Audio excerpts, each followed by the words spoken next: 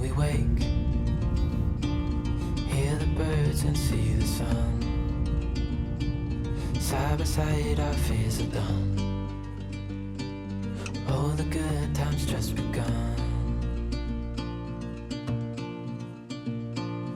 Oh, we know what we have, let's hold on tight. Found what we're looking for in life. Call us crazy, but things are finally right. With you and I, the future is bright. Welcome back to the Bully Bean podcast. This is Juanita, and I am the maker behind Bully Bean. I wanted to just do a simple catch up. It's been a few weeks since I podcast last, and I thought I would share my progress on my whips. So I don't have any finished objects today, but I have working on several large things, and they've been taking up a lot of my time. So Sushi is joining us back there, and it has been for a while, like feels like forever. Cloudy, rainy on and off, but foggy, drizzly, especially like emphasis on the cloudy. So that's been difficult. If you've been here before, I struggle with seasonal depression, as you know, and anxiety, and weather like this just drains me. I am waiting for the sunshine. It's Monday. We're forecast for sunshine on Wednesday, so looking forward to it. The yarn came for the cardigan that I was hoping to cast on for my mom, and I'm really happy with how it's working up. And then I picked up an old whip that I have not worked on in a while. Like, I can't even remember.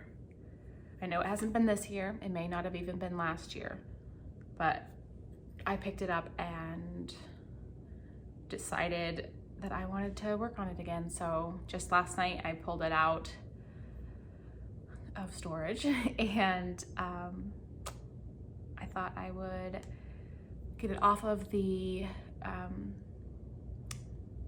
stitch holder that I had it on and put it on the needle. So maybe you can join me for that.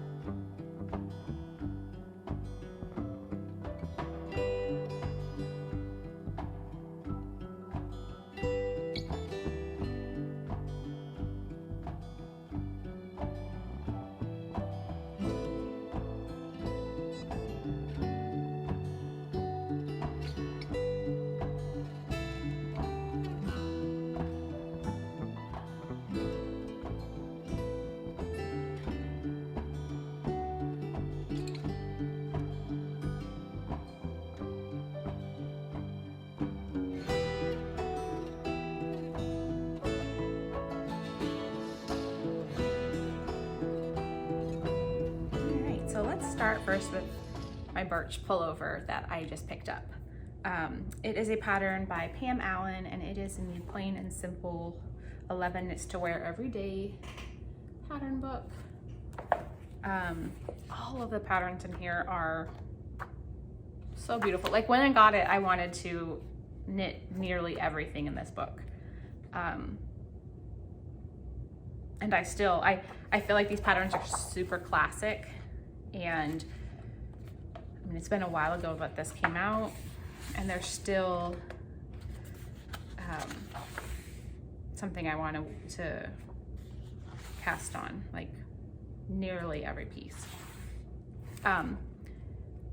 which is something like I've been gravitating towards really classic pieces. I'm looking more at my wardrobe practically, and I want pieces that are going to be timeless. So the next episode, I want to do a special on classic timeless pieces that I'm loving, that I'm excited to cast on, that I could see wearing for decades, which is what you want when you pick up and make something handmade.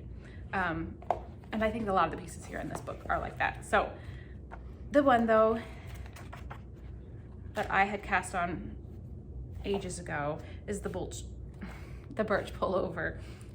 The yarn that it is knit with is Quince & Co. Owl, and I had used Knit Picks Simply Wool, and I was doing similar colors. So here's the picture. It's oversized. It's kind of got, is this called a dolman? I can't remember, but it makes me think of the Tecumseh, where it's like that kind of loose in the arm area. I feel like I might make a few modifications to fit it, have it fit more, you know, what I want. I also am going to crop it because I don't want my sweater quite that long. So here is where I had gotten to before. I got all of the monotonous section out of the way, and I had just started where the sleeves start, and I put it down, and I honestly don't even remember why. At the moment, I remember just feeling overwhelmed, and this was something that I wasn't finding joy in, so I put it up, and then I hadn't picked it up because I thought that I was at a complicated spot, which last night I was looking at the pattern and I was like, this wasn't complicated. Why did I stop? But it's so pretty. Like, look at this yoke. So nice. So I'm using Quince & Co. Simply Wool, not Quince & Co. Knit Picks Simply Wool, like I mentioned, and then for the contrast color, it's Knit Picks, but I can't remember. I don't think it's the Simply Wool. I think it's just one of their bare undyed wools in the right yarn weight. But so that's picked back up. I'm excited to start working on that beautiful yoke and to have a gorgeous pullover. I am working for myself on 2 pullovers, and what I desperately want is cardigans. So we'll see what I cast on next. I have a few things in mind. I feel like, oh, there is a fuzz. I thought I saw a fuzz on me. So next is my Emerson, and I am so excited seeing it grow. Got the front and back joined at the underarm, and now I'm just working down the body.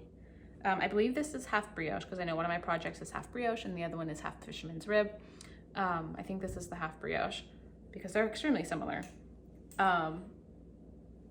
So squishy. And I am knitting it with Knit Picks Wool of the Andes. And I have a ton of these tiny little balls because I had used this yarn in, I think it was 2018, for 2 different projects. I started a sweater, changed my mind, frogged it, started a different sweater, got pretty far, had some mistakes on it because, oh, it was also in this book. I think it was a chestnut cardigan. I'd started, and it's a lot of cabling on the back, like a lot. It's so pretty. But I had started this and I just got the back panel like halfway worked, and there was a few mistakes in my cabling, and I don't know, I frogged it. But I have so many small balls, and so I have decided this time to try spit splicing, which I was new to, and I really like it. I don't know.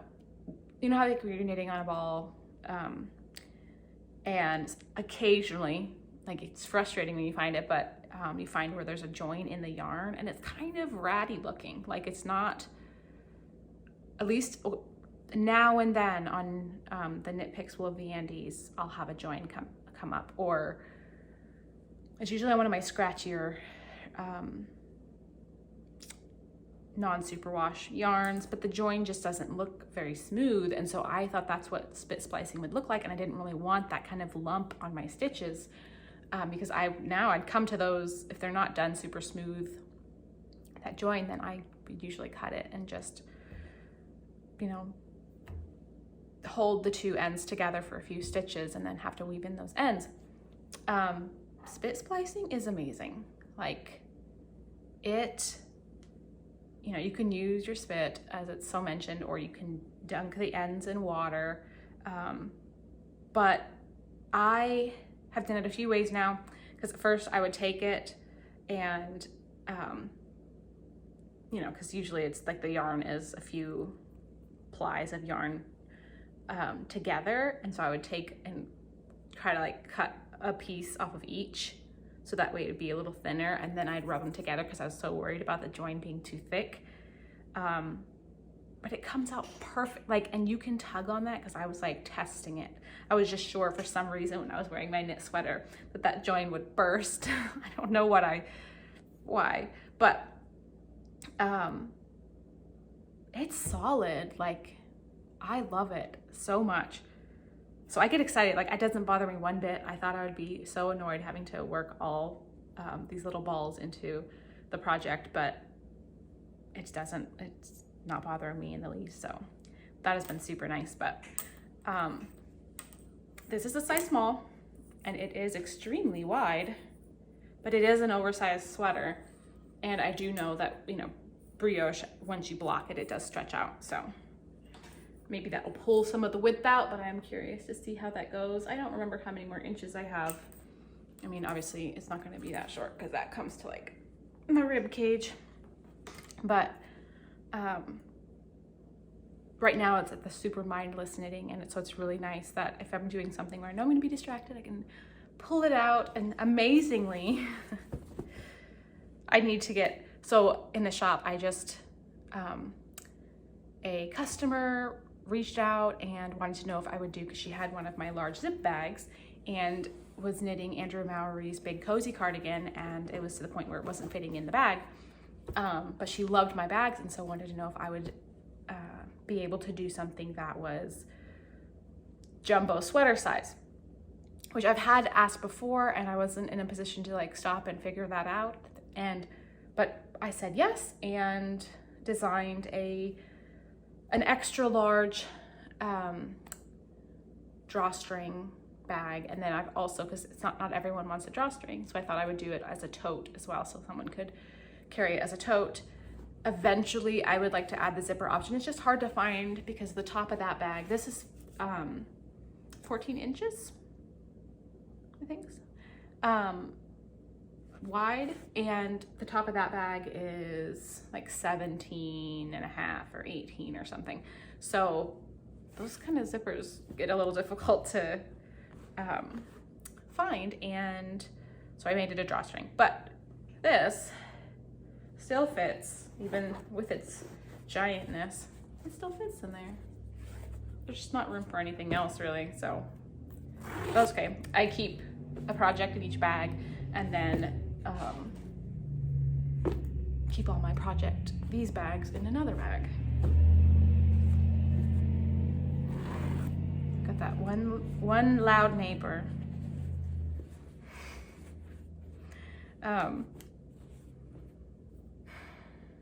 Oh, I was going to mention, I wanted to say thank you for those. I've made a post on Instagram.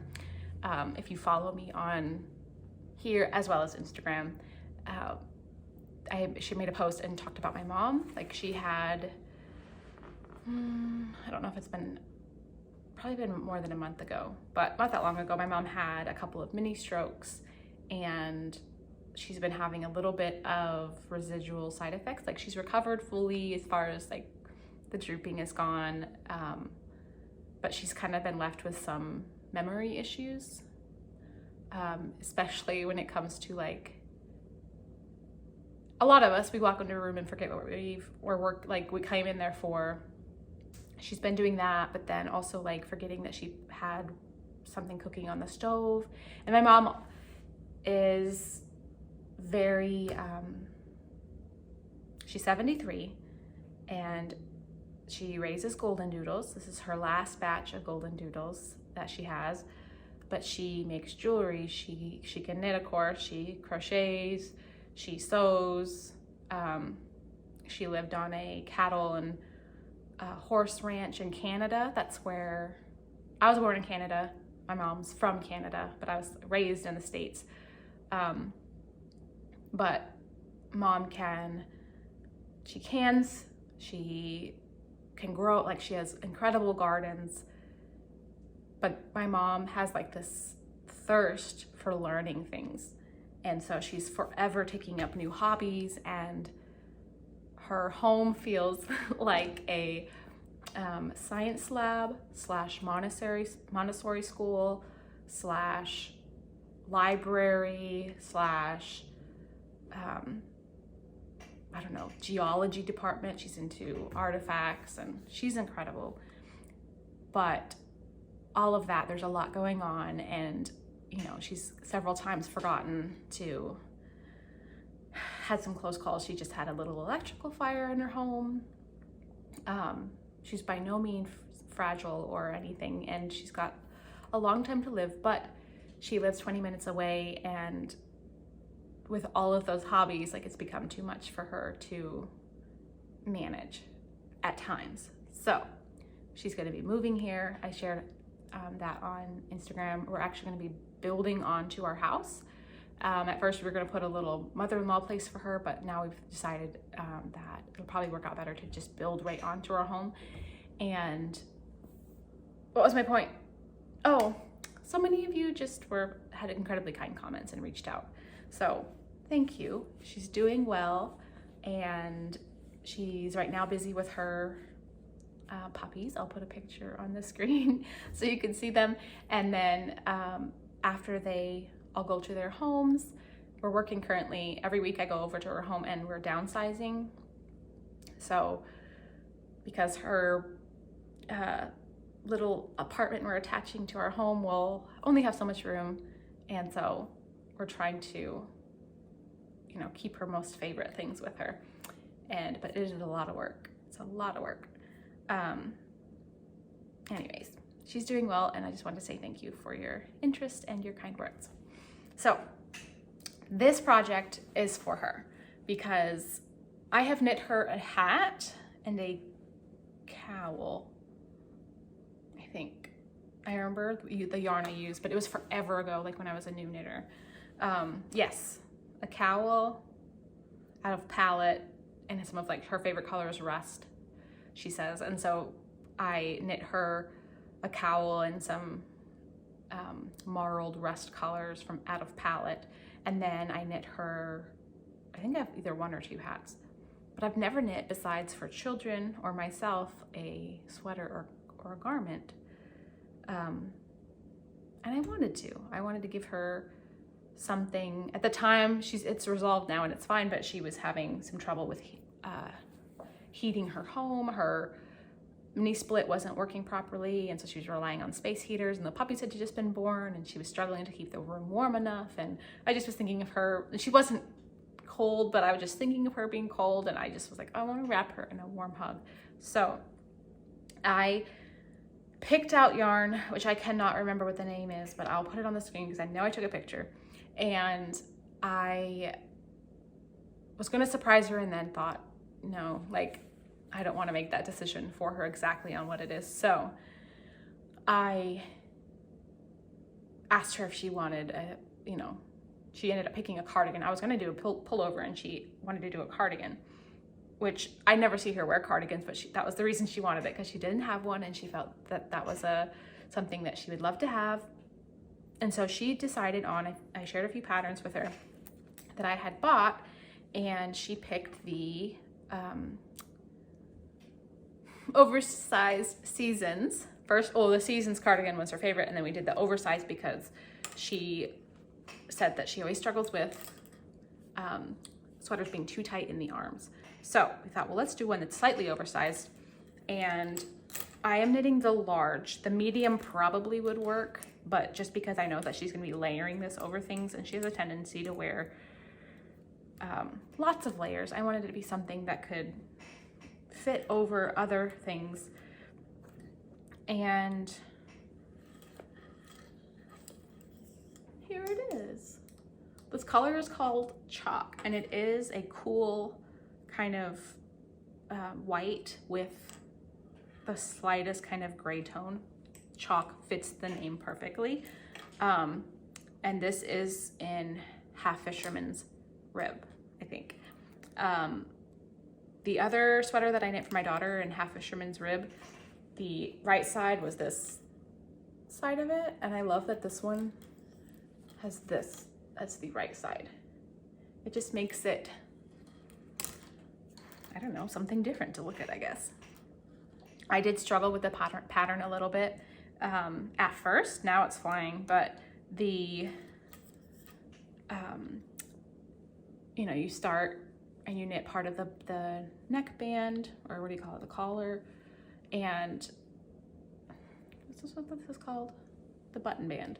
You pick it up and then you pick up those stitches and knit this way. There's a few options you can do for a seam. Like this is this side and it'll have a seam on the inside, or you can do it with, oh, what's it called when you leave the stitches live? It's with a P and I can't think of the word, but provisional cast on. You can do a provisional cast on. I didn't want to do it because I don't know, I just didn't want to think about it. So I just picked up those stitches and like try to line it up like the Emerson does on the sleeves or on the shoulders. And this of course is in one size, and then your body is in a different size, and it's somewhere around here after you pick up the stitches on this side for the body. I got very confused about the directions, and I found certain designers, this is my first pattern by Ozetta that I've knit. Some designers, they write it just perfectly for however my brain works. Like I don't have to overthink or no backtracking, no whatever. Like it's the right information, the right time, the right pace, whatever. Other patterns, some that are written in maybe another language first. That's not the case, of course, with this one, but I struggle with those, the same thing. Like I find that I have to read through the entire pattern and then I get it, like, oh, okay. I had a little bit of trouble with this one for that kind of reason. I got confused on a part, and then thankfully she includes some video support that you can access through the pattern, and just visually seeing the pattern, I knew the stitch. I didn't need to help with the stitch that she was sharing in the video, but visually seeing, I was like, oh, okay, the button band stays on these, you know, and then there was something else. There was another little part where I just was like seeing it, like, so maybe if there were pictures included of that part just in the pattern, that would have helped me. But she also did, like, kind of question that I was ruminating over was answered later in the pattern. For some reason, it wasn't right where I needed it. It was like farther down. So I just needed to keep reading. So now that I know it, like every time I come to a new section, I read the whole page and I've had no more issues. But I just joined, and I have the stitches on the sleeves. I have the sleeves on these little holders, and I just got this off of Amazon, some little stretchy cord. I'll link it in my notes in the description box, so that way I love doing this more than putting it on scrap yarn, because you can slip, it's got a little bit of a hole in it, and you can put your the tip of your needle in it, kind of shove it on there, and then pull that all the way through your stitches, and then vice versa. Like when you'll see on the video where I pulled my needles back onto my Birch pullover, I used my needle in there again, and then was able to slide the needle back on with very little trouble, and you don't drop any stitches. It's wonderful.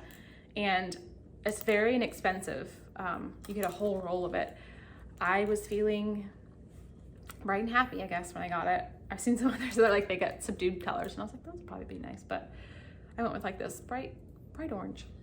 But yeah, I'm to wear, I've got a knit for about an inch, and then keep it in pattern and start the buttonholes. So I will say that this yarn, whenever I have been wearing, because it's a alpaca and wool blend, and I will say this yarn, it does shed. Like, it's got a fuzzy halo and I'll be wearing black sweatpants or something while I'm knitting, and then I'll get up and it's kind of all over, but it doesn't cling to you. It's just, there's some pieces while knitting that kind of float around, but it feels nice. It does feel a little rustic. It's not overly soft like typical alpaca. It does feel a little scratchier, but it's so, especially with this stitch, it's so squishy and it's gonna be so warm. Like, I'm so excited. Also, I'm curious to see, because normally I knit stuff so like based on my measurements that are just, can I put this in my sleeve? Oh, that are ooh. I'm distracted. I'm looking at myself in the camera. It's so nice. I want to knit myself a cardigan so bad, but I'm gonna flip it up in the back.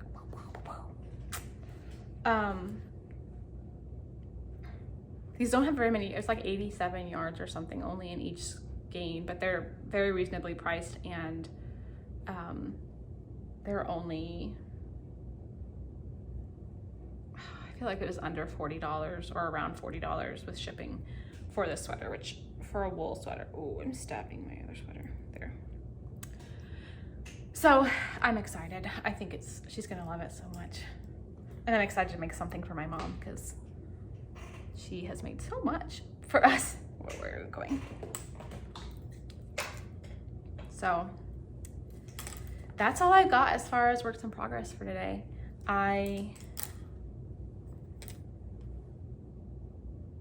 Last night I was trying to look up the pattern for the Birch pullover, because I wanted to see like where I was at and what I needed to get out to pick up. And there's someone I follow on Instagram that, well, like now and then I follow an account that like I love seeing how they layer outfits, how they use multiple pieces repeatedly in different ways, but that's just, I don't know, it's so great. And I'll put a picture here of the account. I think it's something like re-wearing my closet or something like that. I just started following her, but she shared this picture of her wearing, she just says a wool vest from Etsy, but I was like, that looks like the holiday slipover from Petite Knit. And I just loved the look of it layered over that dress. And all I can do, I just picture it. I got some new trousers. I have been wanting trousers, which makes me feel, I'm like, I'm fine. Like I'm a full grown up now. Like I'm an adult woman who now has purchased trousers, and I'm wearing pleated pants, and I love them so much. I have never had so much joy brought to me by a pair of pants. And they need hemmed. I'll show you, but they need hemmed. They're wide leg. I'm not going to show you all the way to my feet, but oh, they're so good. And I can just picture like wearing these, and then a button up, and then the holiday slip over. I think that's what it's called. Over. So last night I was super tempted. I saw it in my favorites, or no, on my patterns I have saved that I've purchased. And oh, I got hiccup. Sorry. And I just remembered that picture of the lady on Instagram wearing, and I was like, oh, I need to cast this on, and I'm pretty sure I have yarn that would work. But then I remembered, Juanita, you're picking up the Birch pullover. You need to finish your mom's sweater, And you have your Emerson. So cool it, but it's chunky and it would be so fast to knit. So that might be something you see next on the next episode. But I think that's it. That's it for today. It's not a super long episode, which is probably good. And I just wanted to say thank you for joining. I'm excited about the next episode. I was tempted to do it. My idea for sharing some classic pieces, patterns that I recommend for a wardrobe that can be used in multiple ways and that would stand the test of time and trends. But I wanted to share the Emerson and my mom's cardigan because I hadn't shared those in a little bit. And my last episode had been kind of one of those where I was sharing patterns. So that's gonna be saved for next time. I think that's it. That's all I got. So have a wonderful day. I hope there is sunshine where you are, and if not, that you find something that makes you still feel that joy that sunshine brings to those of us. Yeah. See you later, guys. Bye.